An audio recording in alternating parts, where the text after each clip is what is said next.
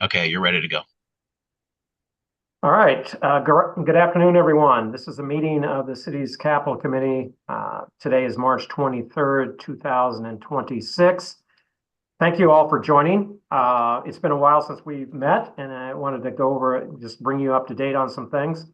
If you recall from our meeting, and I believe in the early February, we had a preliminary review of the outlook for the capital budget for next year, and talked a bit about the projects and potential projects, our critical needs, our inventory that Rich went over.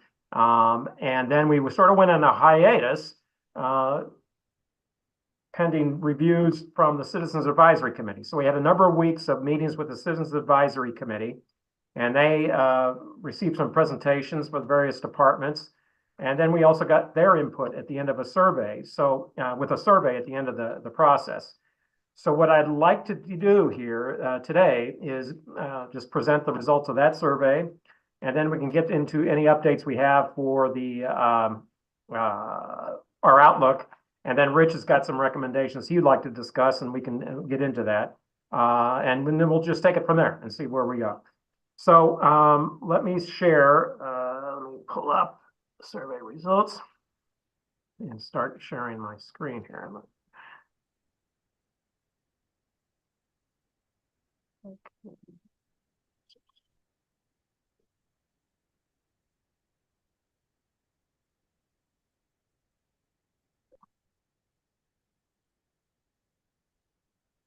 Okay. Can everyone see that? Did it come up? Yes. Great. All right. So as I mentioned, we met over most of the month of February, once a week, and then we also had a first week in March.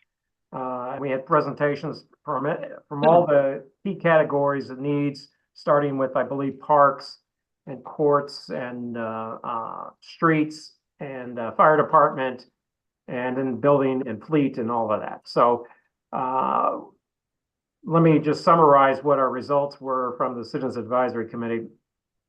We had a fairly good representation across the city. Now, again, not everyone participates and not everyone appoints some members, but we did have a total of 15 responses. Actually, the number of participants was about 22, 23. So we got the majority. That's a little up from last year. But it's distributed geographically through the city. And our survey responses by critical type, project type. What we do is on a scale of 1 to 10, we with 10 being the greatest import and 1 being the less. What categories grabbed most of the participants in as terms of key critical areas, and city vehicles being and non-fire police were one of the higher areas, and corrections and other public safety. That includes the PSAP. And you'll see when you get into some of the results, City Hall, we also had a long discussion about City Hall and the needs for city building, particularly with the roof repairs. Bridges, particularly when you have a matching fund, they are very keen on the fact that getting the bigger bang for the buck, and if there's money out there, you can grab that with federal monies. And along you go. Fire department is always rated highly, and then and it goes down from there. Some of the top 10 projects by rating, as I mentioned, City Hall roof repairs. We talked about that a bit, and some people rated that highly when they got the survey. Fire department again had a couple of projects that were rated highly, as they typically do. Some of the hazardous street removal on the street trees was also a big discussion. And then again, the bridge project, particularly the Compton Bridge, that Rich can go into detail a lot. It's been a multi-year project, and it also involves a lot of federal funds. It's a major project here. And then South Refuge Station, we talked a bit, and that also got rated highly on the results. And then with the court's presentation, we talked about that as well. But this one actually, the old municipal court building, talking about securing windows and doors was rated highly, as well as refuse division vehicles. It's funny, as we talk about vehicles, we break out that category, refuse and everything else. And refuse usually gets a good response in terms of the need for making sure that part of the fleet is up to date. Those are the top 10. And then on the bottom 10, I always include this just sort of as an FYI, the Christie Cycle Boulevard track and pedestrian improvements, some water service to Circuit Court building, some of the Carnahan replacing supply and waste piping. I think that was presented in the courts area is not as critical as some of the other things that we were talking about in terms of like facade replacement and such. So that's probably why it was rated less important than others. The Wi-Fi upgrade as well. Some of the bike and facility improvements, which I think we're going to accommodate a portion of. Fallon Park, the parking lot repairs, some of the AC handling unit at the Academy, and then the Lyle House. There was a big discussion on the Lyle House. Alderwoman Schweitzer, you'd be interested in that. There was a big discussion about how much it would cost and what the utilization of that. That did not rate highly in the survey. And then following that, there were a number of items that they simply just said we need more information on. Some of the electrical gear at 1520 Market, and then some of the other these are sort of inside technical type of repairs that require a lot of explanation. And so at least 2 or 3 responses of them said, hey, we need more information on these items. And so those are listed there. Muni garage roof, gateway transportation, information technology, those type of things. The flood wall repairs, those have already been addressed. We talked about this a little earlier with a supplemental appropriation for capital. Earlier this year, we had a $4.1 million supplemental appropriation, which took care of that. And then pointers of survey respondents. Again, as I mentioned, it's pretty well represented across the city. And then some other comments and suggestions. The first one is sort of an interesting one because it's always gotten my attention too. When we talk about replacing comfort stations in the city, you're usually blown away by the cost of various ones. And now I know some of them have a certain architectural flair to them when they were built at the time. And so you see these hundreds of thousands of dollars to replace comfort stations. So one of the suggestions was standardizing them so they aren't as costly and when we need to repair them. And there are other things, upgrading bike paths and promoting STL to young people as an affordable bike-friendly city. Stump removal was an item that came up, and just it wasn't particularly on the critical needs list, but it was an item that came up in discussion about, particularly with the North Side City Parks, and I believe the tornado impact had some impact there on the need to replace or remove stumps throughout the city. There were some comments about thanking for the opportunity to voice opinions on this Citizens Advisory Committee. And I think there was a recognition and going to comment for how difficult it is. I mean, there was sort of awareness of the vast need of capital needs throughout the city and the limited amount of funds that we have to address them. So it's hard to make make recommendations on or prioritizing them. And obviously, they would make more of a general comments about improving the life of city workers and park service improvements like restrooms, and then police and fire department needs and critical building needs such as the civil courts building, sort of prioritizing that one. Just some general comments about the presentations from departments. They were pleased with some of those presentations. I think, and there were comments, positive comments on Jewel Box and such iconic gems as the Soulard Market. Yeah, and number 6, Soulard Market was only rated 0 to 9. That's my fault. Usually in the survey we have a 1 to 10, and that one was cut off for some reason. Just for anyone's benefit, I did take a look at that. It had all the 9s been 10s, it wouldn't have been enough to get us in the top 10, but it would have been high. Soulard Market usually rates pretty highly, and so we've been trying to address some of those needs over the last couple of years. There was a question about the Lyle House. Well, it would be a shame to lose it. $3 million seems like a lot of money, and so that's going to be a big discussion about what to do with that particular challenge for Carondelet Park. And then just some general comment about trying to rate things such that they benefit the majority of most citizens.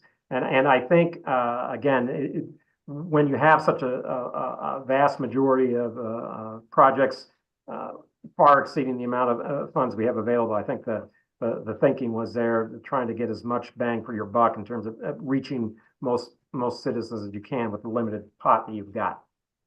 And those are generally the comments. Again, I thought it was pretty engaging. Most of the meetings actually went long when we went into discussions, and I thought it was a pretty good group to have, and they were definitely interested in what we were discussing. And just in case you're interested, all the projects here, the details of the responses by project are listed also in the survey. So I'll stop there with any questions about that in particular. If not, one thing I was going to do. I just had one comment. Oh, go ahead. Go ahead. Not a question, but a comment. I did Sure. try and attend. Thank you for inviting us to attend those. I thought I was able to attend a few or parts of them. And one thing I did want to highlight is it wasn't stated explicitly, but in the first one that was on streets, there was the emphasis was on the projects that were recommended by the Community Mobility Committee, that remembering that correctly. And a lot of those were south side, and I felt I heard a little bit of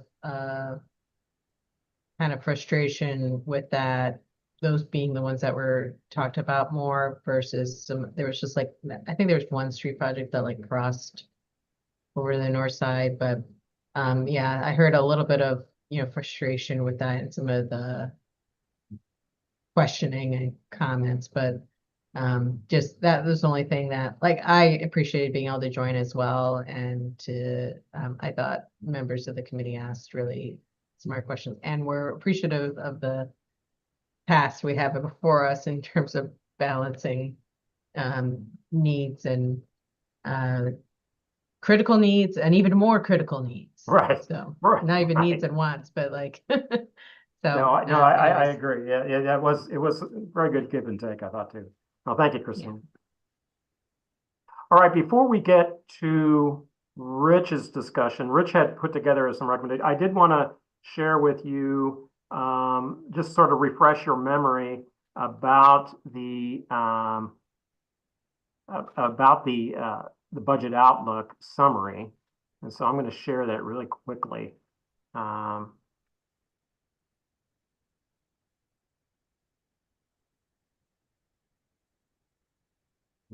enlarge this a bit, see if I can.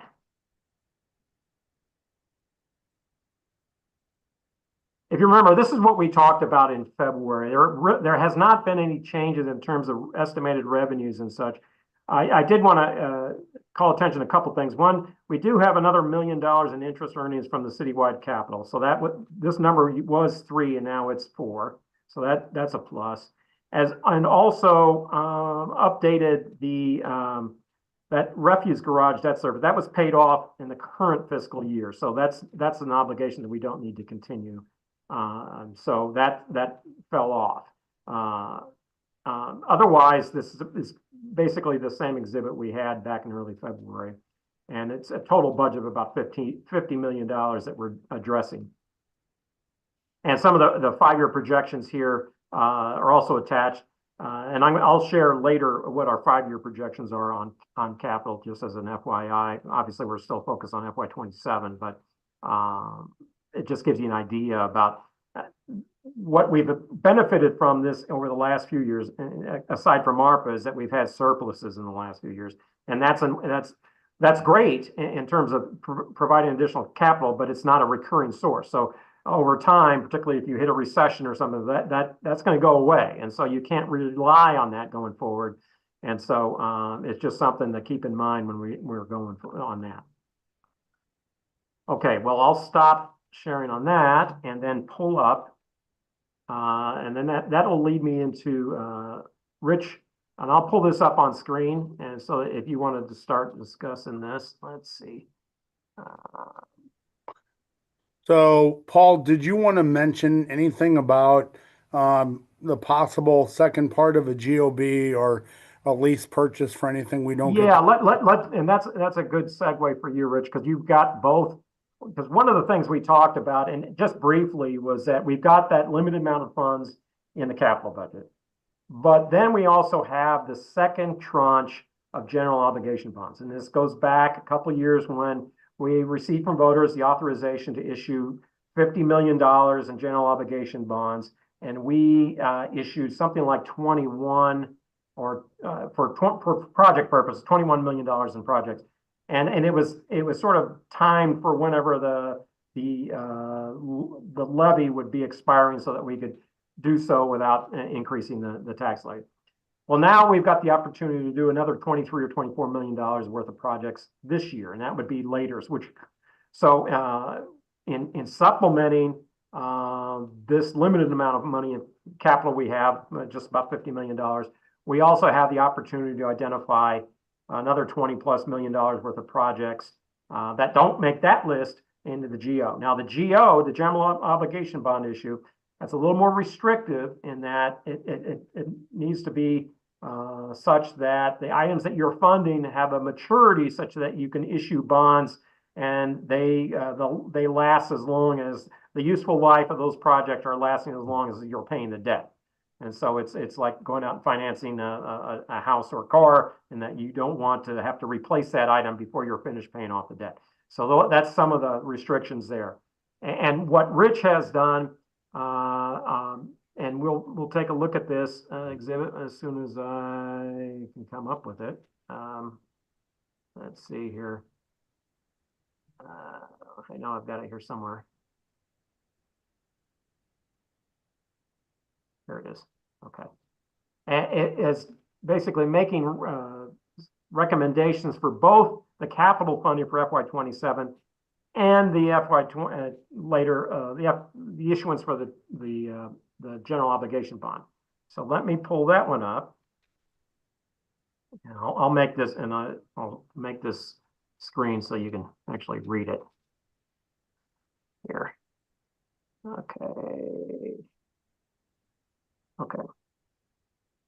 So the exhibit you have is on the left, you have the regular capital funding, and on the right, you've got the potential funding for GOB. And what the GOB represents is a lot of those items not funded through the regular capital source funding.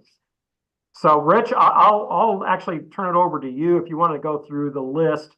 Again, there are just a couple parts of the budget that are, these are pertaining to things that are discretionary. As you know, the capital budget, biggest sources are sales taxes that are allocated by ordinance, both with the citywide and ward accounts, as well as parks, metro parks and things like that, which are allocated by ordinance.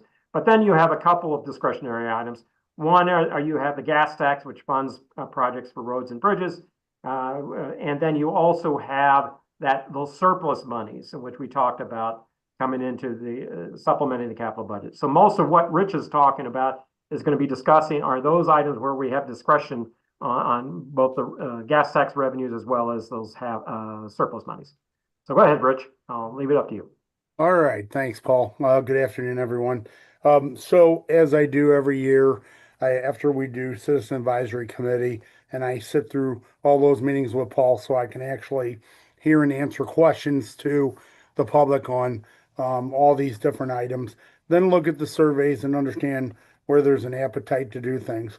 Other things that are looked at as well, Christina mentioned it with the Complete Streets Advisory Committee, which is by ordinance 71882 and recommendations from them.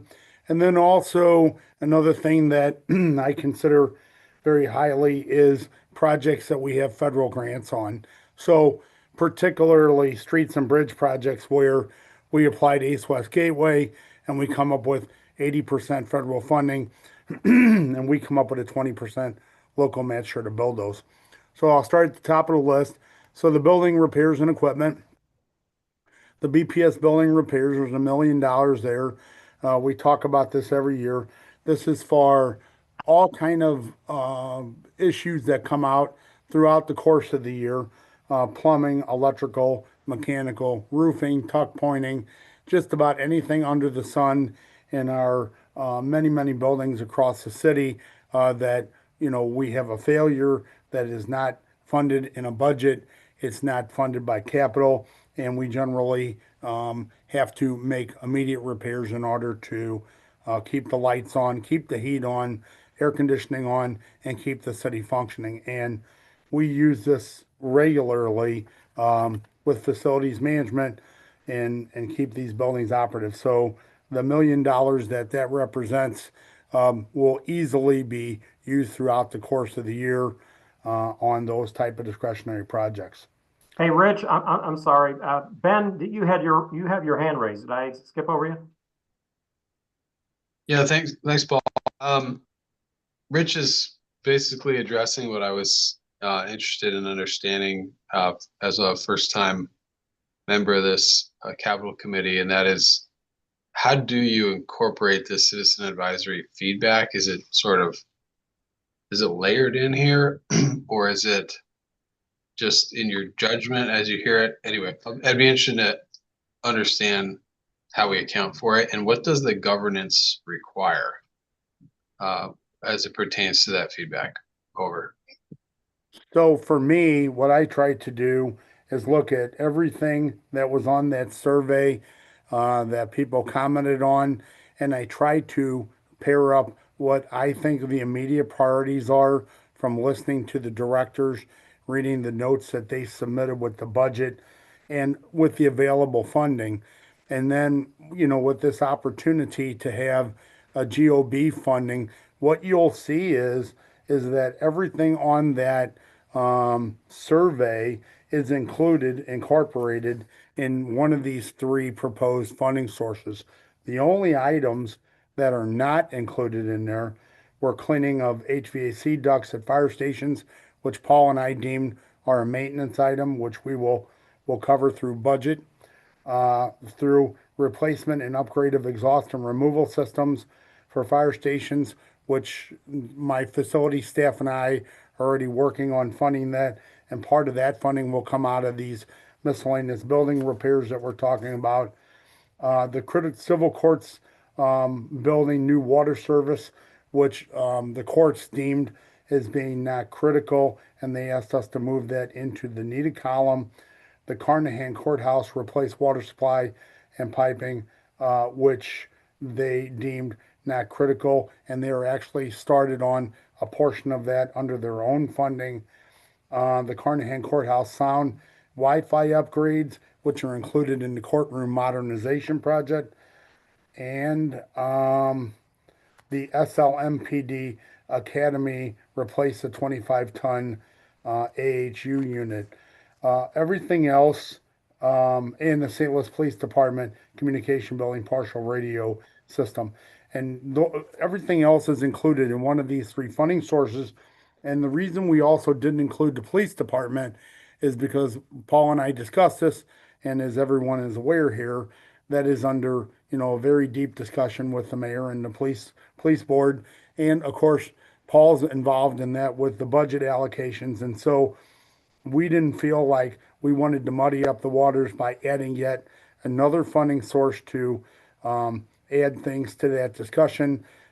Paul kind of directed me to leave that as part of the budgetary discussion and what the police have as far as what their requirement is. But other than that, it's a lot of discussion about all those things I talked about by ordinance, the recommendation of the Capital Committee, Citizen Advisory Committee, by the ordinances, and of course by need and by grants and funding, and then try to pair up and match up everything the best you can. What you'll also see here, Ben, is on a lot of these projects, there are lesser numbers than what were requested in the capital needs inventory. And that is because, we have been working on these projects and giving out smaller allocations and doing them in different tranches over the years, like the pool renovations projects at the rec centers. There have been significant funding in smaller pieces as we go. And quite frankly, it works better in smaller pieces than one large project because we can focus on what actually needs to be done, and knock those off a bit at a time until we get everything up to speed. But it's not an exact cookbook recipe. It takes a lot of time to go through it. And again, these are just my thoughts, and certainly this committee is going to tell me what they think about that. Okay, thanks for explaining that. I appreciate it, Rich. Sure, no problem. So the courthouse repairs are on here for $650,000. That is more or less an open item for building repairs. We'll talk about the courts later down the list. And so that number fit in with a couple of the courts projects that we're talking about with the courthouse modernization, as well as the facade repairs to the building. So that is a discretionary fund, but they obviously use it towards all the other items that they requested that I don't have on this list that could be also in the bond issue as well. The ash tree removals, this is a $500,000 item. I think everybody will remember. We talked about this. This is a response to not having sufficient staffing at forestry, and they use this funding to remove trees for the emerald ash borer within the public right of way to alleviate liability for the city. And we have done that for multiple years, so this is not a new item. Excuse me. As we move down into road and bridge project fuel tax, these projects, and I'll walk through each one of them, are a culmination of grant projects. They are also a culmination of that ordinance that I mentioned for the Complete Streets Advisory Committee. And so the first project there is River to Pear Boulevard reconstruction for $1.5 million.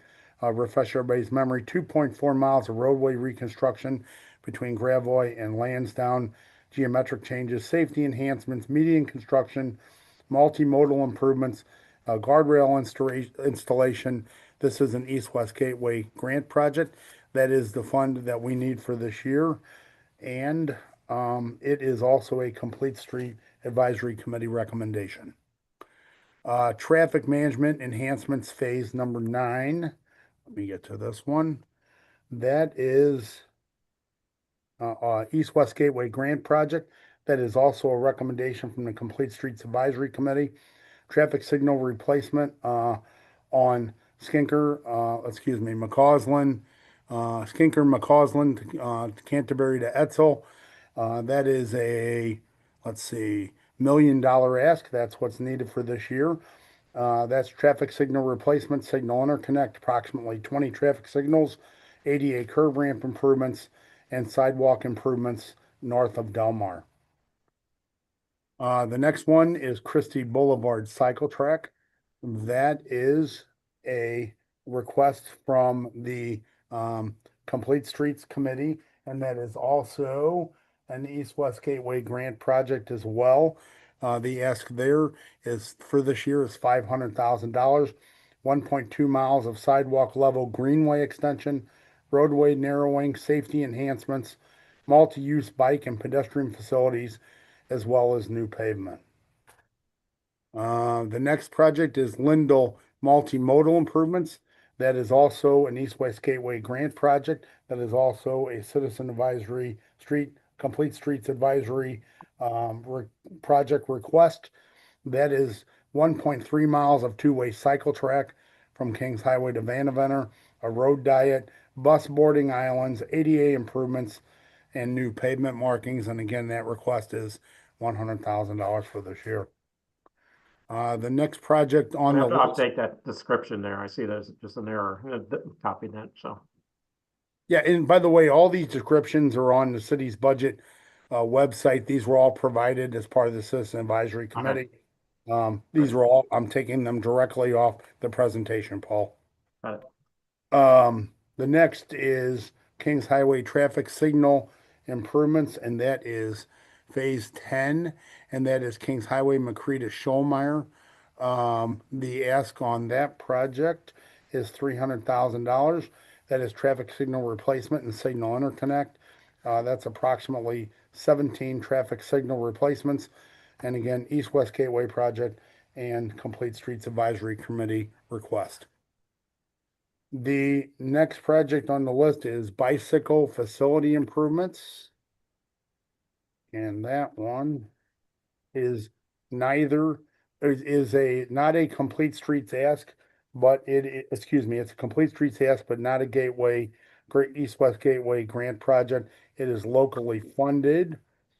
And that project description is, restriping existing bike lanes, newer replacement durable thermoplastic bike lane symbols, thermoplastic sharrows, updates on city installed bike facilities, which may only have conventional paint markings, added stock of necessary features for certain bike elements such as zebra delineators and flexible posts. The project may also include spot upgrades where feasible, such as enhanced crosswalks markings or green pavement markings for bicycles. Now, the ask for that project was actually $1 million. The funding on that one didn't match up for $1 million, so I plugged in $250,000 as a phased project and looked at it that we could work through that $1 million over a course of 4 years or so and still accomplish what it is. And there's no real limits to the project. There's no grant governing it, so it would be an ideal project to phase. The next project on the list is miscellaneous street and bridge repairs. Just like the building repairs above, there are things that happen to our street and our bridges, 74 bridges across the city, that neither BPS nor the street department has budget for in their budget. And so this item works very, very well to do repairs. We are using $500,000 right now to do karst topography street repair on 3108 Potomac that has been there for many, many years. And so these type of things come forward, and we need to have some discretionary funding to address those. Back when I first started in this position, that discretionary funding was upwards of $1 million to $1.5 million annually. We've been able to repair a number of things that had problems over the years. So you'll see that I have a very modest ask of $300,000 for that item. Compton Bridge over Mill Creek. This is an East-West Gateway grant project. I'm happy to inform everybody that we now have all of our documentation in place received, and we are able to put this project out to bid hopefully here in the next week or so at the end of this month, and be able to bid this project relatively quickly. This is the complete reconstruction of the Compton Bridge and approach pavement from Shoto to Spruce. It's a 4-lane configuration with a wide protected multi-use path on the east side of the bridge. Had an extended timeline to secure state of Missouri property for construction, which again we now have. We have a federal grant for it. The federal grant tops out at $17 million, as you'll see on your needs inventory.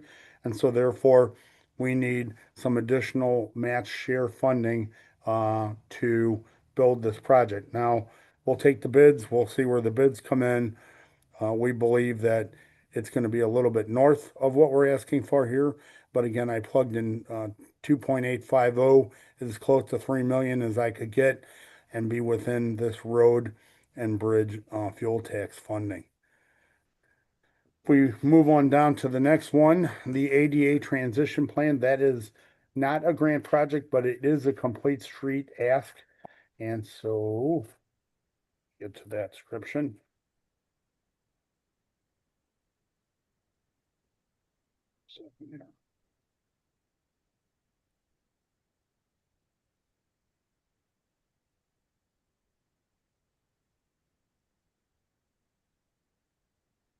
ADA improvements to the city facilities, buildings, programs, parks, bus stops, and transportation amenities. Sidewalk work is prioritized by the ADA transition plan. Sidewalk work is generally outside of other projects. So when we do other projects such as our federal grant projects and so forth, that includes all the sidewalk work, ramps, and ADA improvements. This is outside of that. This is standalone issues that come forward. The Complete Streets Advisory Committee asked for a $3 million ask. Again, with the available funding, I was able to work in an ask of about 750,000. This is again one of these projects. If you look on your 5-year history, you'll see that we have funded upwards of $6 million over the past number of years for ADA improvements. There's a lot to go. And as long as we continue to fund this as we go along, we should be fine to stay off the radar of the United States Department of Justice and issues related to the ADA Accessibility Act.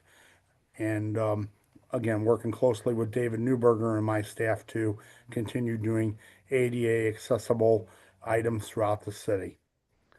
As we step on down Hey, to Ben, you got a question on that? Hey, Rich, you may have said it, but can you confirm, does it include some of our city buildings that so many Yes. people access?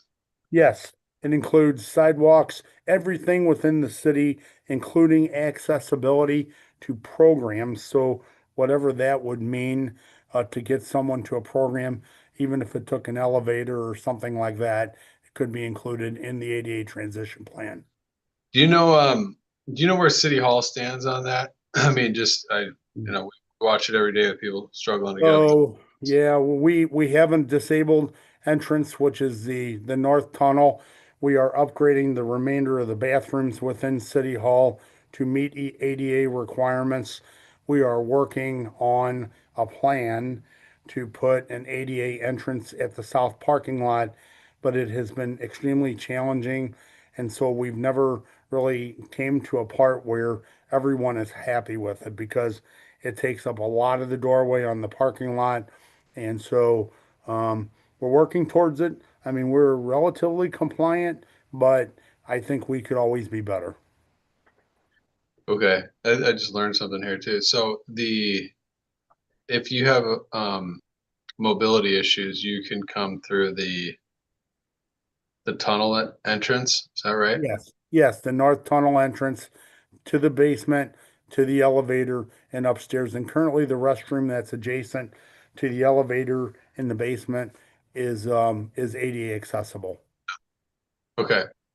Yeah, for a separate time, I'd like to get some feedback on how often that's utilized. It seems like I see so many people struggling in through the front door, but maybe there's twice that many coming through the tunnel.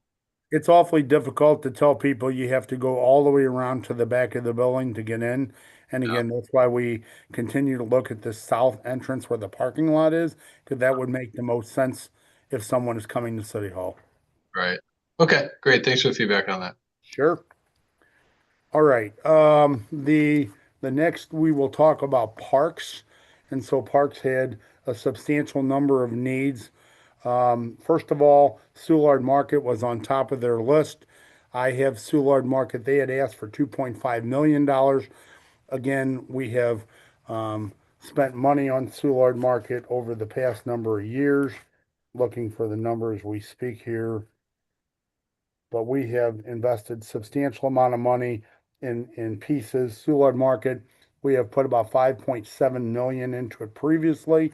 So again, this falls within that same idea of continuing to fund the program, knock off projects as we go, $275,000. Same thing goes with the item above it with the pool renovation project previous to now with rec center pools. We have put in approximately, looks like $3.5 million from different funding sources. And so this continues that methodology of putting in a couple 100,000. Parks was looking for an additional 2.5 million. We just keep working towards that until we get those projects completed. I'll do 1415 North 13th Street first, and then we'll come back to Lyle House. So 1415 North 13th Street, there are heaters. That is the Mangelsdorf building where forestry resides in the garage. All 4 heaters are out. I worked in a couple $100,000 to repair a couple of the heaters. And then my thought would be is I could work with my facility staff through some budget funding and maybe miscellaneous building repairs and pick up the other 2 funds or the other 2 heaters outside of this fund so we could stretch the funds farther. And then, of course, the Lau House, the ask there was about $3 million. Just to give a little history on that so everybody knows. It is the oldest frame structure in the city of St. Louis.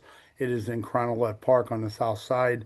Been working on the project since about 21, 22 to do renovations to the actual building, along with the Cronolette Park Advisory Board, the Parks Department, Alderwoman Schweitzer, and unfortunately, within about the past year or so, there was a fire there, happened. It was an accidental type thing.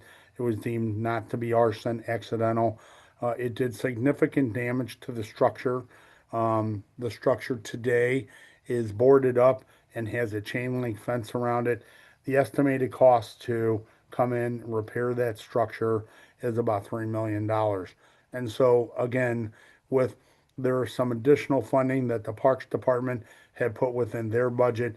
I think it was somewhere on the order of a couple $150,000. I know Alderwoman Schweitzer talked about the Cronolette Park Advisory Board having some funding, a possible grant from a foundation, as well as some possible work capital. So, what I really wanted to do, even though this rated so far down on the survey, is to show that the city had some interest in this along with the Parks Department and put something in the capital budget to try to help get this to a point where it could actually be renovated. Now, I am going to say that, along with the other funding that I talked about and the possibilities, which there are definite possibilities to do this, you know, I would be very careful about spending any of this funding until we have a clear path forward, whether that be, what the program is for the building, whether that's what the funding is going to be, or so forth. We certainly wouldn't want to get into a situation where, the Alderwoman, the Parks Department, the Capital Committee, a grant, we spent money on it and we couldn't finish what it is that we have started here. What this project does that I am aware of, and Alderwoman Schweitzer can probably comment on much further than me, is that it would repair this structure and it would bring it back to a state beyond where it was, white boxed out on the inside with new systems, and then have an opportunity to be used for some type of a future program. So I'm going to stop and ask the Alderwoman, do you want to add anything to that? Thank you, Rich. I really appreciate that summary and for it even being on the list at all. It is one of the banes of my existence, I'll put it that way, the Lyle House. And I think my entire neighborhood and community feels the way. I know a few Ward 1 residents on this committee feel my pain with it. For years, we have been getting our ducks in a row. It had no plans for the building. I know the BPS team and some consultants worked to build out, the where does the electrical run? How does the plumbing in this building work? Where does it go? It's a really old building and a lot of that just wasn't known.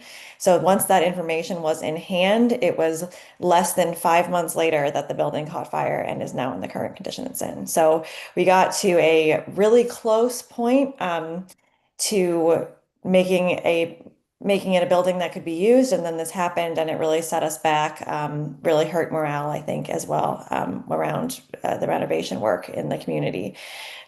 So we have a grant application out, the Friends of Cronolette Park do, with the True Last Foundation, which has done significant work in other parks and other historic buildings around the city of St. Louis and restoration. Certainly this building isn't as far gone as buildings that have been restored to productive use, but it is in really, truly terrible shape. So, hundreds of thousands of dollars has been put into this building in the last 10 years, and it's in the shape that it is now. So I think we're all in that place where, unless there's significant private investment, the city isn't going to have the funds that it needs to do it on its own, regardless of what capital fund it comes from, with how much the need is and how great the needs are on other projects. So, right now, with this 250,000, if this goes through, $250,000 from the Condolet Park capital funds that exist for that park. I have 100,000 of Ward Capital that I'm so grateful is available because South Broadway is getting done through some ARPA funds, so money I'd saved could be used for something else, which is great. And then a $250,000 for year one ask to TrueLask, which is about a little bit less than a third of the project identified. If all of those funds go through, you know, obviously the amount of work that needs to happen won't happen in 1 year. So like so many other projects that Rich talked about, it would be probably a multi-year project to get it to productive use.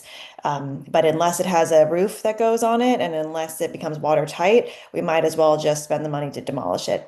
So that's where we're at. And I know that's, I don't say any of that lightly because it's been years of trying to get it moving and just where it is now. So, yeah, if anyone out there is listening and has millions of dollars and loves historic buildings, now is your time to speak up for the Lyle House. So, thanks for giving me that time, Rich, to talk a little bit about where we're at.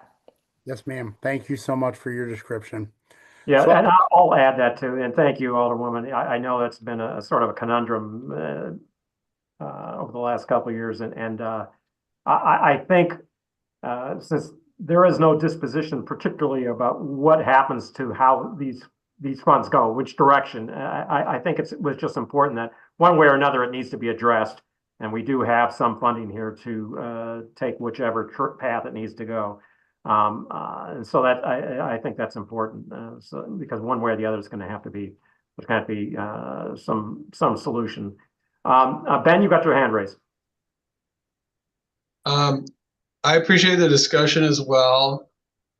I think the challenge that we're in as a city, and this is, I don't think new, but just to reflect, at least for the mayor's office, kind of how we're thinking about this particular point in our fiscal landscape and the dynamics that we find ourselves in. Making hard choices is going to be what we have to do. Obviously, Alderwoman Schweitzer's been championing the decaying infrastructure in the water division and our municipal utility. We are in a massive budget gap right now, kind of across the departments.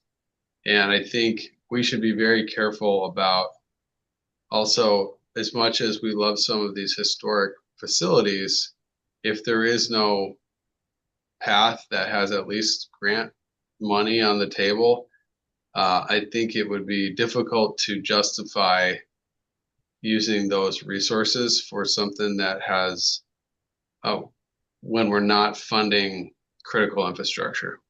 So I just wanted to say, I think we have to take that as, these are hard choices to make, but putting even $250,000 against something that probably doesn't have a path, it seems like we could be putting good money after bad. But that is, I think that's something we have to be willing to say no to if we don't have a real feasible path forward. So the one thing I'll just mention about that, Ben, and that's all noted, is that even if we decide not to move forward with the project and we, decide to demo the project, we still have to fund that demo from somewhere and the restoration of the land. So, we have to consider that somewhere along the line. The thing is, a liability sitting there today. The fence has been breached at least once or twice that I'm aware of. And I think the last thing we would want is somebody to get into this building and get hurt and sue the city for way more than what it's worth here. So, just food for thought. We'd have to put some money towards demo if that is determined to be the path. Okay, so just to clarify, that 250,000 could be renovations or demo. Is that right? Or Yes. to specify it that way in this committee? Or Sure. Yeah, we could do that. Yes, it could be. I think it would be helpful just to give ourselves more flexibility to do what you identified and even what Alderman Schweitzer said. So that line item, we wouldn't want someone to say later, like, no, that was designated for renovations and you're using it for demolition. And you know, I don't know, make a accusation that we're acting in bad faith. I mean, I think we could denote on there, it could be renovation slash demolition so that it gives us the wiggle room to whatever's decided to do. Okay. Makes- Alderman Schweitzer, you have your hand raised? Yeah, thank you. And I will note that with the True Last Foundation application that's in, we made it very clear in that application that them coming in now is, they had interest in their initial response to us, saying, they wanted to fund when the building is ready to be kind of white boxed and when it's back to its, premier use and everything. And we had to respond to them, if you all don't come in now, it's very likely that we won't be able to save this building because without this kind of private fund now, the city is just not in the position to put in hundreds of millions of dollars without that private assistance. There are other funders, other private funders that are interested in this sort of work. And so Friends of Carondelet Park is working really hard to try to identify more folks. And one of the things that I think is just something I'd like to flag is when I asked, no buildings in Carondelet Park are insured.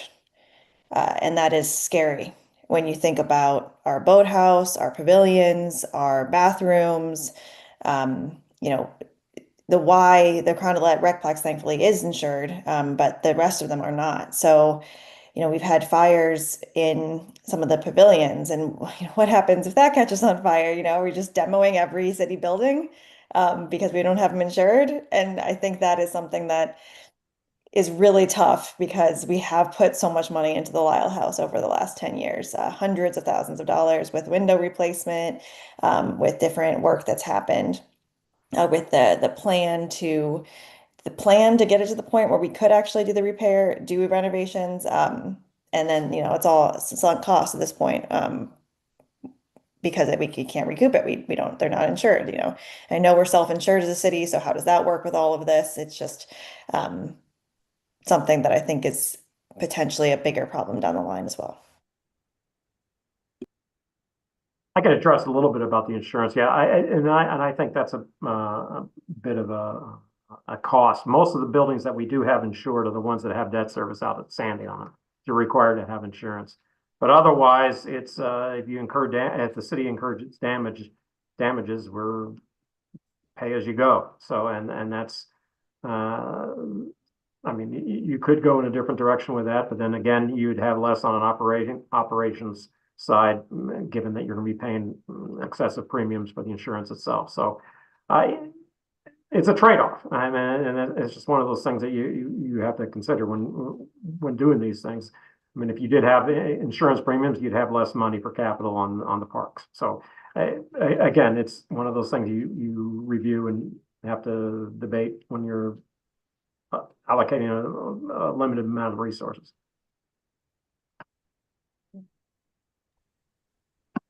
Okay, so I will move on to public safety. Under public safety, the fire department had a list of about $6.2 million in vehicles that they were looking for. The most important on the list was some command vehicles and then ambulances. The ambulances are one of the most vehicles that have issues. Josh is also on the call here. We will buy 4 of them, but 2 of them are being bought from general obligation bonds, or excuse me, 2026 capital funds.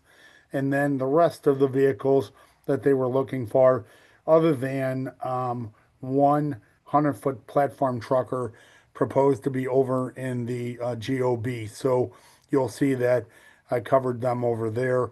And then the other issue that is on here is the EMS headquarters roof replacement on Hampton at Watson. We performed a number of roof replacements under ARPA funding. We're still wrapping those up. As a matter of fact, we don't have sufficient funding to do the EMS roof replacement. That's a $500,000 ask. I got it in at 455. Again, that's another one that if the bids come in correctly, I won't need to do this, but if they come in high, I can always supplement with that miscellaneous discretionary building funds. The roof over there is in horrid shape. It leaks, a lot of water, air quality issues inside the building. So that is a major priority. So at this point, that is what we have for fire. The public safety answering point, PSAP, located at Jefferson and Cass behind the fire department headquarters, is well underway of construction and has well over about $43 million in funding currently.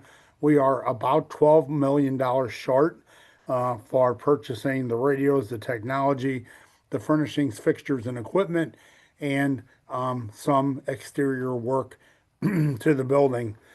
Excuse me. And so to fit within this envelope, I asked for $1.5 million. And then you'll note that on the GOB side, I also asked for about $3 million on that side as well. If you move on down to municipal buildings, the first item is medical examiner security upgrades. That building is a 24/7, 365 facility. Someone is always in that building. This is for door security, lighting, cameras, and so forth. Because again, there's always at least one person in that building. And so we need to protect that building and our employees that are in there. The next item is communication division replacement of air handling unit, AHU, condensing unit controls for $150,000. This is the communications building on Oakland Avenue. Used to be the old fire alarm bunker. This is an original unit to that building. We have carried it well beyond its useful life. And so this needs to be replaced for the communications division. Keeps their building cool, air conditioned in the summertime. The next item on the list is the Gateway Transportation Center repairs to train platforms A and B, $155,000. This is a safety related project to repair the Amtrak passenger walkways and platforms. The project is also repairs federally mandated safety tiles along the edges of the platform. So it is a federal requirement to do this, and that is $155,000 to do that project. The next item is South Refuse, miscellaneous building repairs adjacent to the transfer station and the South Incinerator is a garage building where approximately 40 employees report daily. The bulk dumpster operation is also within that building.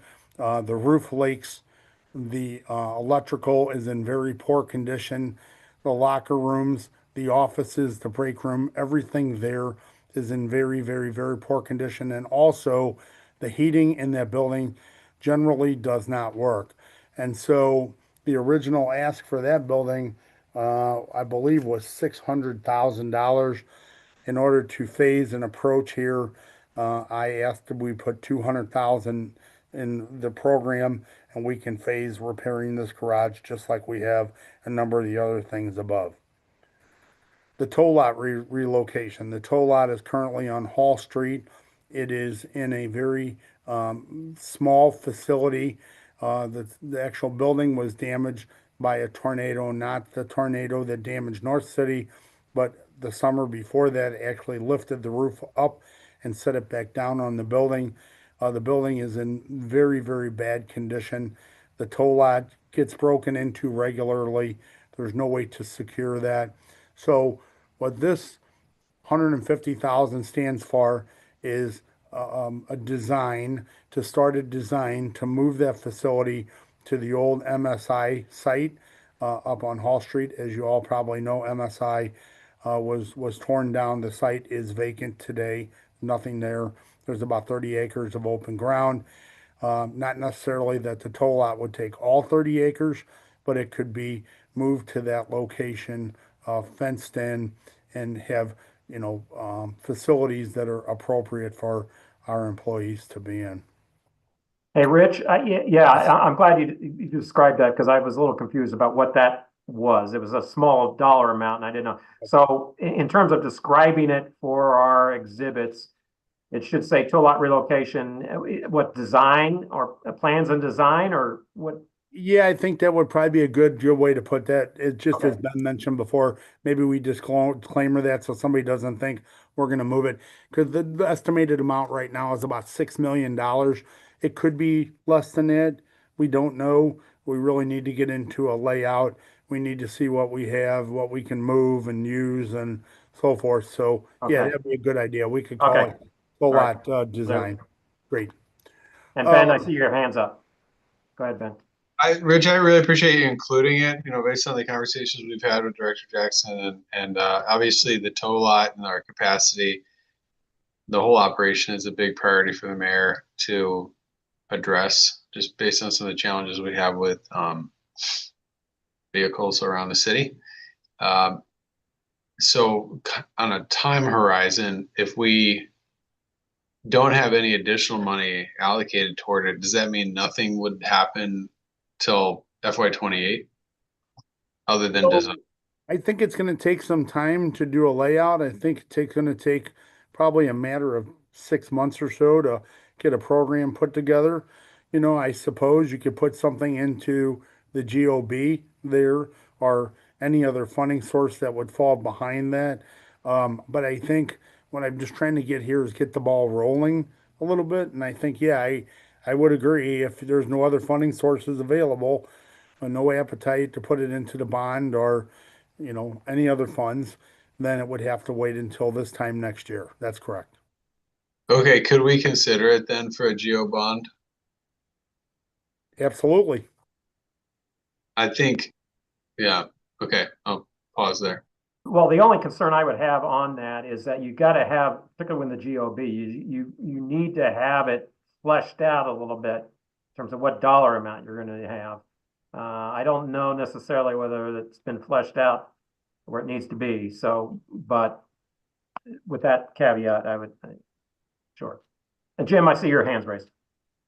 Yes, thank you. I guess this project, Comptroller's office was made aware of it probably 90 days ago, but it was never, I guess, discussed to this point where it has mushroomed into a $6 million project. We've not been part of any discussion on this, especially if we're going to be putting this out as part of a bond issue. I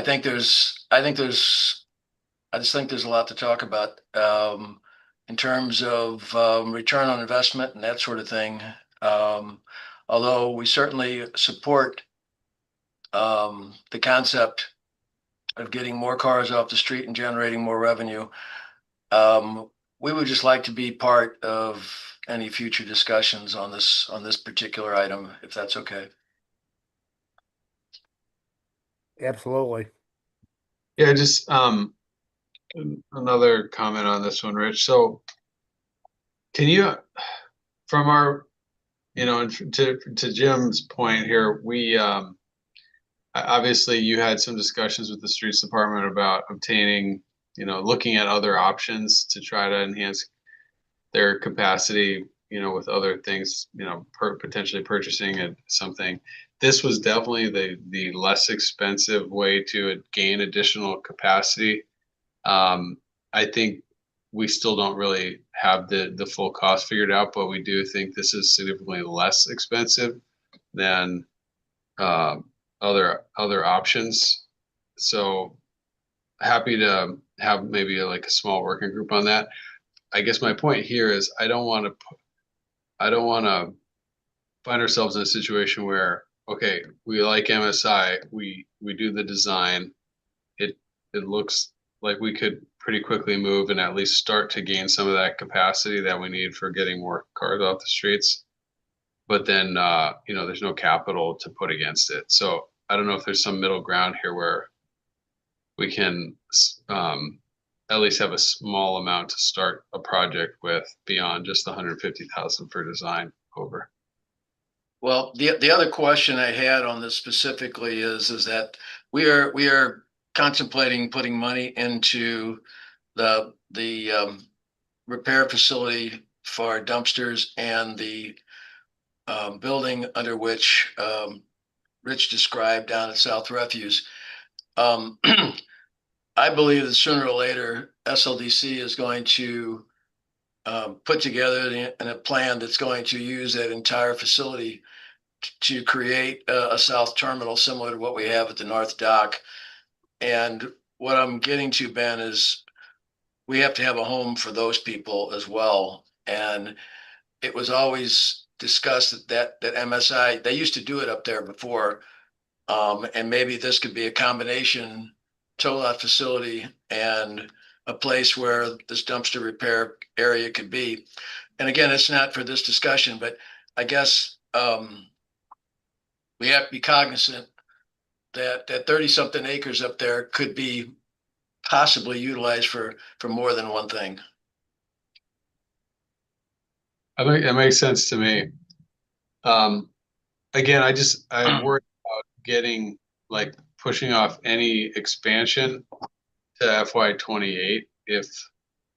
Anyway, it seems like a 1 year.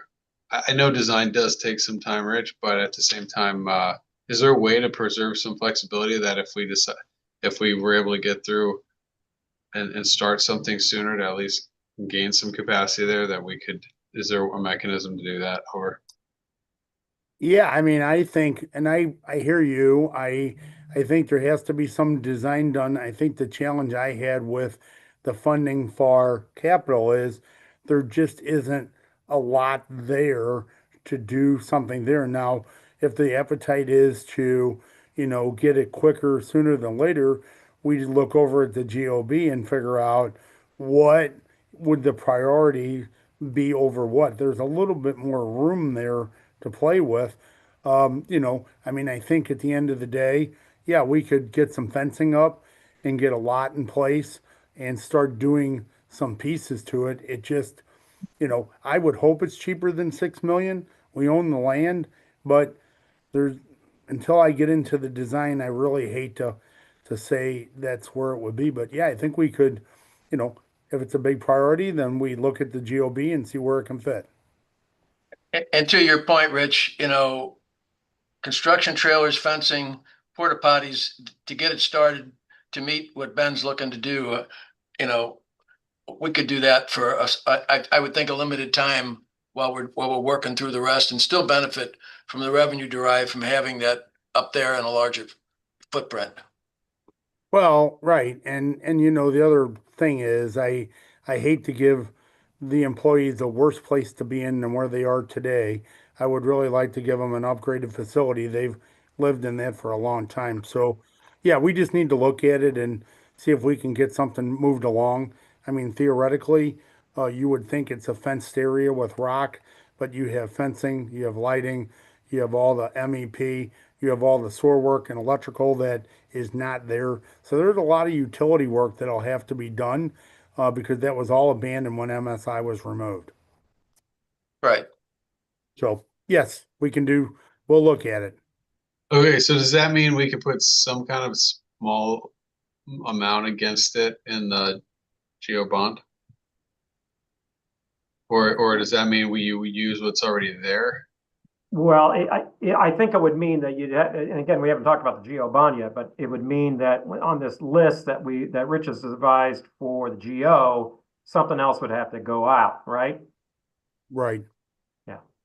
Right. I think we're thinking the GO bond is around, maybe 21, $22 million. So when you look at the list, I would say that's kind of what I have from the Citizen Advisory Committee, what I have from everything else. So you would come in there and say, okay, well, we want to put 2 million or 2.5 million towards the tow lot. So what are we going to knock out of here in order to do that? And that's where the discussion would be. Okay, I'll stand by it and let you get through any other pieces before we get up there. All right. Let's see. Let's go to the next one on the list, which is Circuit Courts Building, Civil Courts Building facade repairs. This is a multiple year program for many, many millions of dollars.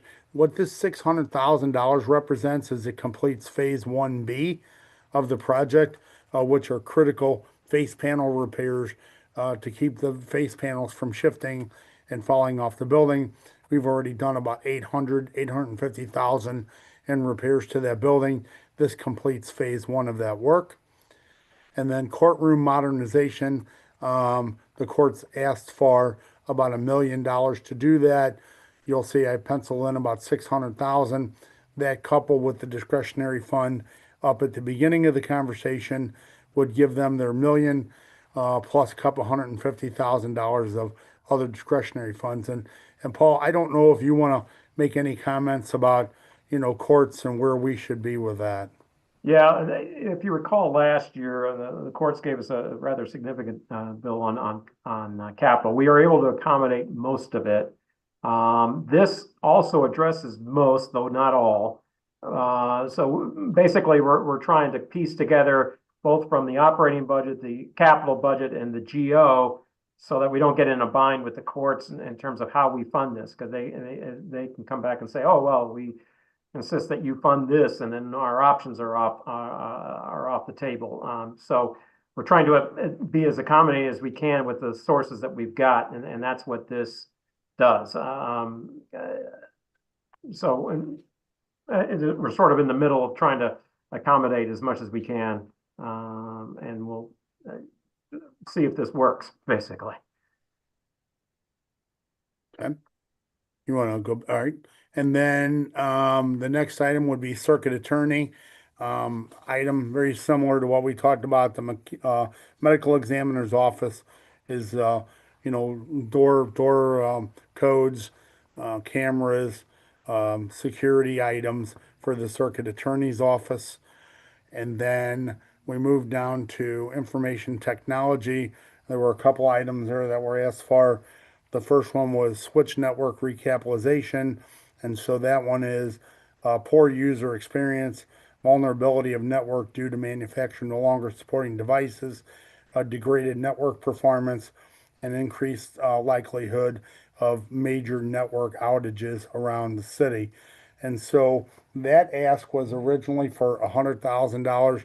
Again, they had some other funding from a previous source. I arbitrarily penciled in $50,000, giving them an opportunity to, get that project started, and we would be able to phase that like we did other projects. Anybody that works around City Hall, which you all do, that, the computer networks seem to have a lot of issues. So I think we need to do that project. And then the next one is Cisco core switch replacement. And the core switch is the main network communication hub for all city government offices. Replacing the core switch will allow us to stay current with the secure switch technology and have equipment that has service and maintenance included. The original ask for that was $400,000. Again, this will be a phased project. Put in $100,000 for the first year per the request of ITSA, and that will get them started in that project as well. Did you want to talk about the 2020, the GOB projects, or do you just want to talk about? Yeah, let's, I do want to do one sidetrack and talk about lease purchase for a moment. Okay. Rich has basically described most of what we're doing for the regular sources. And over the years, at least recent years, with ARPA and some of the surplus monies, we've been able to cash purchase a lot of our fleet replacements. Now, a lot of that now is ending, our ability to just cash purchase there.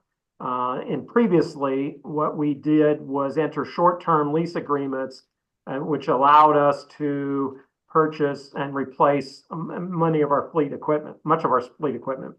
And Jim, you're familiar with this. I can't believe the duration. It was either a 7 or 10-year lease purchase agreement that we used to do. And then we let them sort of expire and we sort of stair step them over time. So what this scenario entails is that we'd allocate $3.5 million out of what we have in our fleet purchases to a new lease purchase. I don't know exactly, Jim, if we could get the numbers for what that would get us. I don't know if that's somewhere north of or close to 18 million or so, depending on what the interest rates are. And then we could get a list of what the priority replacements would be from ESD based on that we're able to purchase. Now, I know we prioritize that, as Rich does, between refuse and everything else, similar to what we do with the Citizen Advisory Committee, because the refuse is such a high priority. But we want to be able to get that on a regular schedule so that we can replace what is most needed on that critical list without but accommodating that with what we have available. And obviously when we do a lease purchase, that duration, the maturity of those that lease cannot exceed the useful life of the equipment, and that's sort of our requirement. So I don't know, Jim, do you have any thoughts on or who we dealt with before? We do have authorization in the board bill and the budget bill to do that. And I forget who it was that we did those leases with, but that would be the plan. Well, I think first of all, the concept is great, and we've gotten good results from it. We would have to go back and kind of do a little survey, a minor little RFP, if you will, and have some banks shoot us some rates and what they would allow us to do. In the past, again, we've gotten the 10-year money on trash trucks because we can get them to go longer than that, of course, and we would stagger. We'd have to look at the rest of the list that make up that 2 million piece, and there's some that are 5-year useful life vehicles, and some are 7. But you're right, we have to go through and subject to what the bank will allow us to do. But more importantly, I want to couch all this with Mackenzie and I have only briefly discussed both the capital budget, the GO that you've given us, and the concept of a lease purchase. And so we would look to her for further direction. But the concepts, Paul, is exactly as you stated. Okay. No, I appreciate that. And so basically, just for everyone's benefit, we do have that $3.5 million there, contemplating that in some way, shape, or form we would do a lease purchase to just to supplement our vehicle purchases, and that would be the way we would sort of extend our purchases in the next few years, utilizing that route. Okay, and we do have, I would like to go over the GO, given that, because obviously as we talk about what other things we may be able to fund, and I know, Ben, you're interested in towing, so everyone should get an idea about what we have available, what potential projects could be charged against it. And now with the GO, as I mentioned, that's issuing debt. And so when you issue debt, you have to make sure the maturity of the project or the useful life of the project doesn't exceed the maturity of the bonds. And so that's one of the requirements, and we have to be specific. Yeah, Rich, I'd appreciate it if you just go through that on a briefly, just to allow what it is that we would be considering if we do this GO later. This would be after, I assume, Jim, this is after the budget. It would be sometime later this year, summer perhaps. Yeah. We'd be issuing. What we've got to do is I have not talked to anybody over in our general accounting area as to when by which we have to do this to ensure that the levy stays the same. Okay. That'll guide us. Okay, very good. All right, Rich, I'll just leave it to you and just to briefly go through the listing, the proposed listing here. And so, so I'll start at the top of the list. So I had an item for BPS building repairs, which is a discretionary fund. But as Paul reminded me that in a GO, you have to identify all the items that you're using it for. And so, Ben, this might be an item here where we could put the tow lot for this item and it would have $1 million in, and maybe that gives us a start into, some of the infrastructure around that building. Just food for thought to think about. Yeah, I think that would make sense to me, but do you have to necessarily remove 1 million from something else though? Well, it's like I said, BPS building repairs, which is a discretionary fund, which, as I said, Paul reminded me I can't actually do that. So I would have to identify a number of building repairs. And quite frankly, I can't identify them because I use that fund when they pop up. So again, I think, hearing you loud and clear and knowing what the mayor's directive is, that might be a good one to put in its place. I mean, I Okay. think it's a great way to do it. The next one down is under street department. We have underground downtown lighting vaults. Just talk about that just a little bit. These are 11 concrete vaults throughout the city. The original, what's in them is the electricity and the regulators that run the capacitors that run the street lights downtown. They are leaking. They're bad. We have put money into these before. I believe we put 500,000 into them previously. The ask was 1 million, so this would get us to 750, and we'd be almost complete with that one. The downtown, signal timing detection, that is in the pavement, that is the loops and pucks that the signals that do not have cameras on, so it actuates the signals when a vehicle approaches it. Again, this is one we have funded before, I believe, and I'm not seeing it really quick here off the top of my head, but looks like we put in, I believe we put in 250,000 previously. This would get us the next step on this project here towards their total ask, which I believe was $1 million. The bridges Columbia and Southwest. This is similar situation to Compton Avenue. This is combining two bridges into one on Southwest Avenue on the south side. Right now, we're in a discussion with the courts for a temporary construction easement for one of the properties. We should be bidding this property in May, or excuse me, this project in May. And so, once this eminent domain of this temporary construction easement is resolved, and so the project had a cap on it. We think it's about going to need about an additional $1 million for the local match here in order to build that project. The ADA transition plan, as I talked about before, Complete Streets Committee recommendation. They asked for 3 million. I put 750 on the other side. This is just continuing that program with $1 million. All the streets, buildings, programs throughout the city continue to make all of our programs accessible.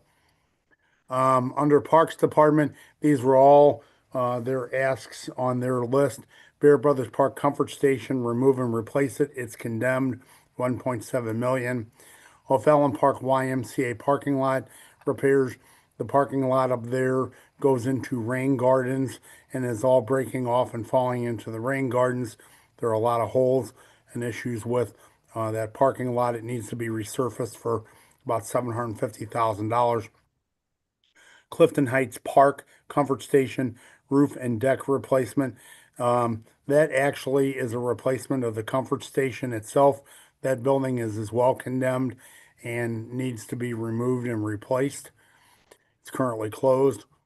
Replace and remove and repair, place glass block, exterior wall, Will Rec Center. This is the glass block on the exterior of the building. Glass block is bowing out and is going to fail at some point in time. It's a structural issue. We believe it's a foundation issue, but again, we have to get into a full design, probably some geotechnical investigations, some destructive testing, and we estimate that at about 1.2 million because there's a lot of glass block there.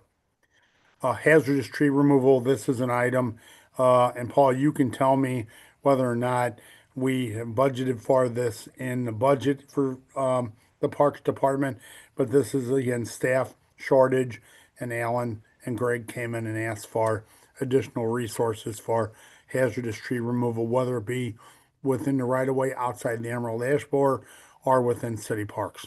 Yeah, that's a separate item from the ash borer. The ash borer is the one we've been recurring, and this is a supplemental to that. Supplemental to everything but the ash tree, correct? Right, that's correct. All I right, don't wanna sound like cold water, but I'm not sure that that is something that we can bond. It's not a capital project per se. Okay. duly noted. Okay.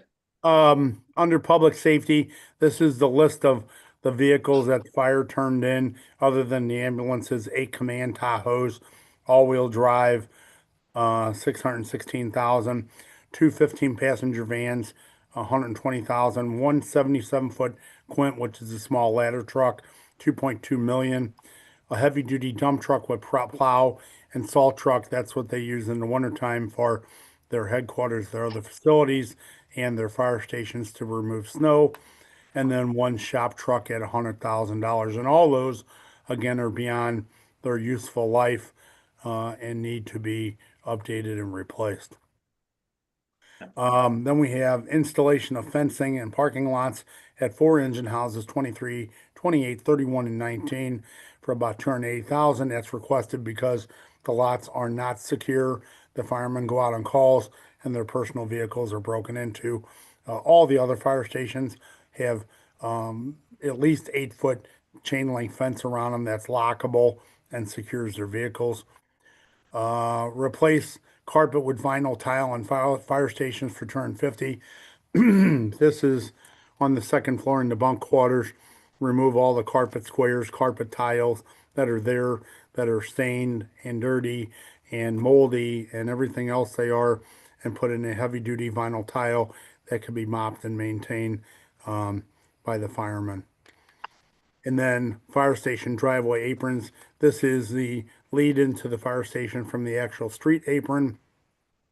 Many of them are broken and cracked and so forth. And so where I have problems fixing those with them is I cannot use street funding to fix them. I can't use St. Louis Works funding to fix them.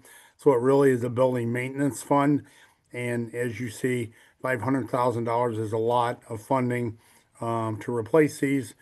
So I need to have a standalone item, but they are broken and they do damage millions of dollars worth of trucks when they kick up. So we're due for replacement on quite a few of those. Public safety answering point, we talked about that Hey, before. Rich, can I just interject one thing? Sure, Jim. And Paul, you can weigh in on this as well. There's some things in that public safety list that might fit nicely into a lease purchase, into that rolling stock lease purchase. Certainly, your discretion, but there's some things in there that would fit nicely there that perhaps could free up money for other things you might want to do capital project wise. Duly noted. I think, that's all going to be determined on what, you think the lease purchase amount could be. And then we can talk about what could or might move around and make sense to do that. But yeah, thank you for that, Jim.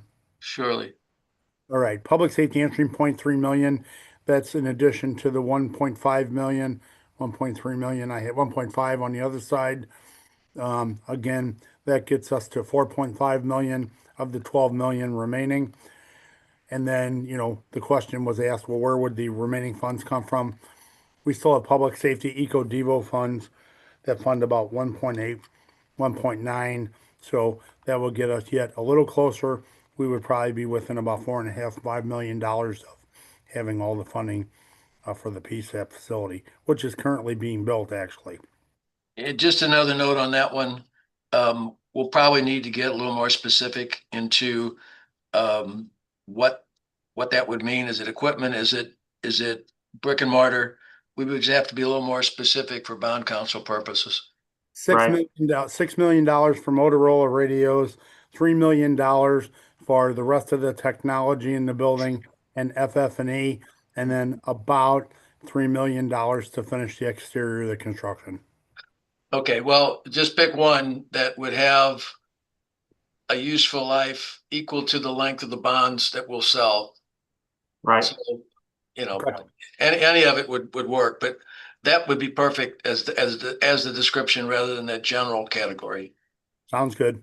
Okay. And then finally, City Hall roof repairs. We estimate the roof repairs on City Hall, the whole roof probably needs to be replaced. There are multiple roofs on here. Most of it is slate and it needs to be replaced, although you're probably talking about $20 million to replace that. We were looking at $3 million and we would start replacing sections of it. 3 million still a lot of funding to do that. So again, I put in a project of $1 million, figuring we could start on this and fund it as we had available funds to replace that 108 year old slate tile on City Hall. That's leaking, by the way, a lot of places.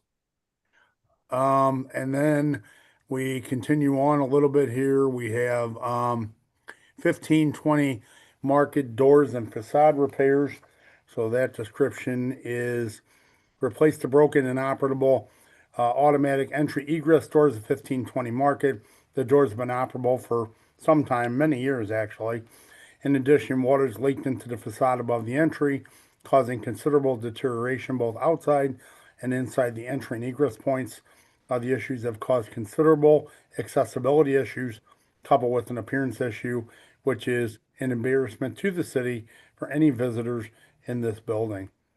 And then the municipal garage repair project, preserving a revenue generating historic city building used by hundreds of public employees, stopping water from entering the parking garage and further deteriorating the concrete and the parking decks in the garage, and stopping the occasional concrete chunks from delaminating and falling on personally owned vehicles.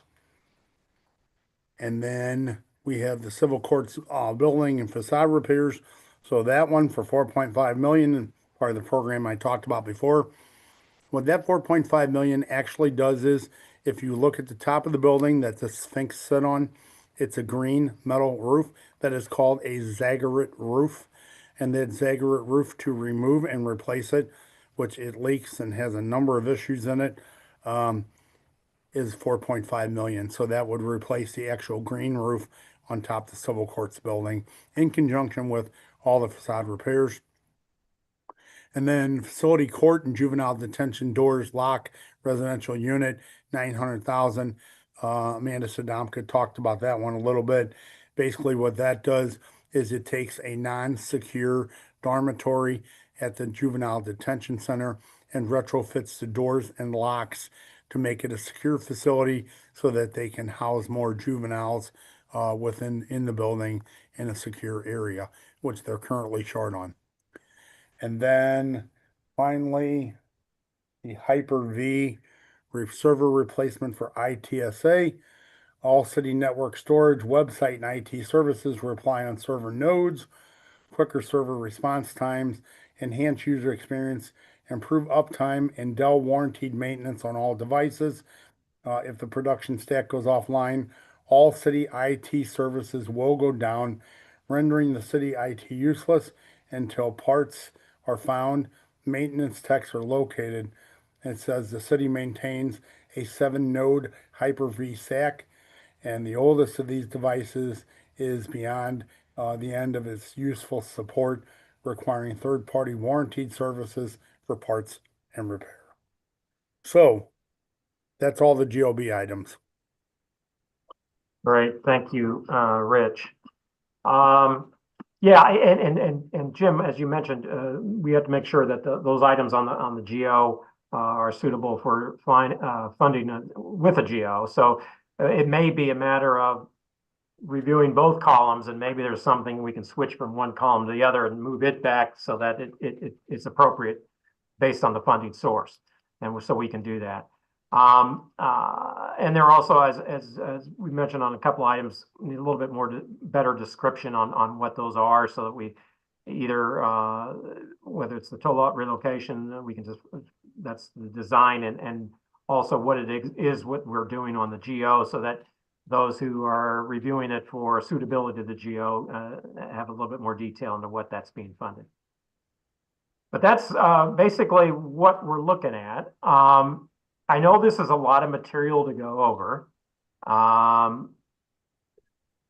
but we're going to need to have a budget at coming up shortly. I was not expecting any vote out today, so you can get a sigh of relief from that. But we do need to have a subsequent meeting to actually make some recommendations.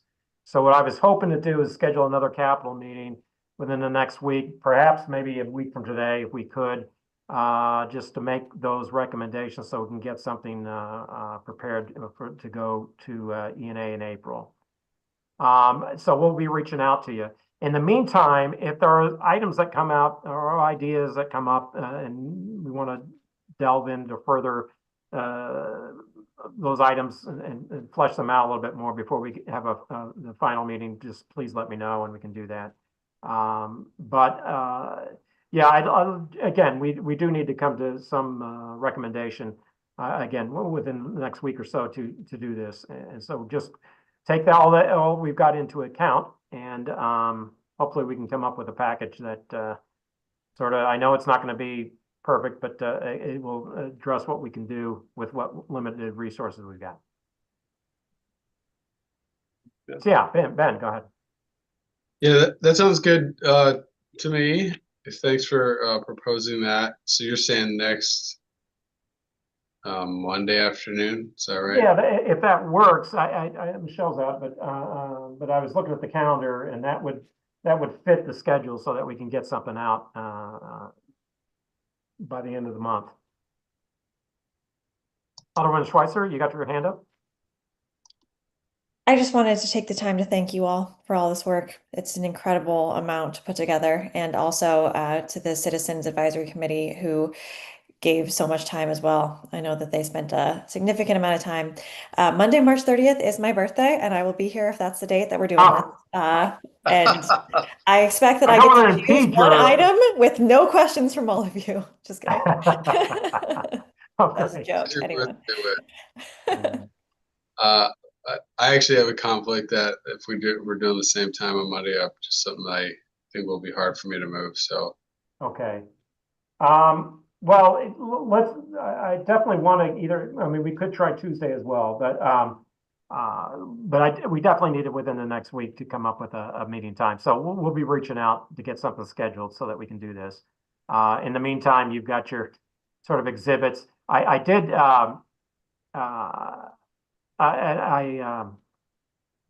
also circulate what the exhibits actually look like in the Capitol. Let me pull that one up. Let's see here. Let's see. That's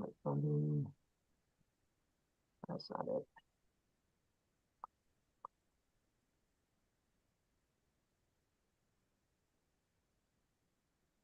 No, start sharing it.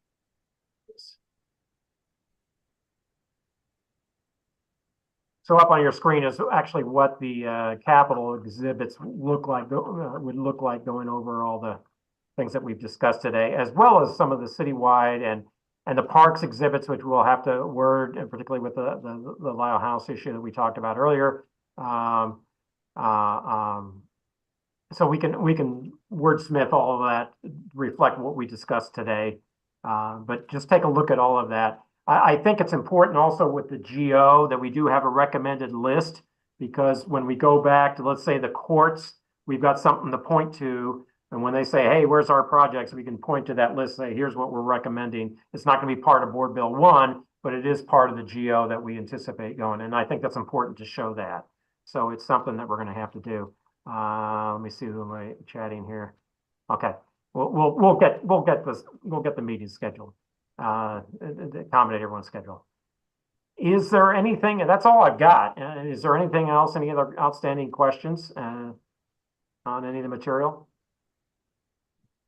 Okay, great. Again, thank you for your time, and we'll be seeing you in the next week, and hopefully we'll come up with some recommendation for the committee. And thank you, Paul and Rich, for all you've done thus far on this. It's, as the Alderwoman said, it's an incredible amount of work. Okay. Thanks, guys. Thank you Thank all. you all. Have a great evening. You too.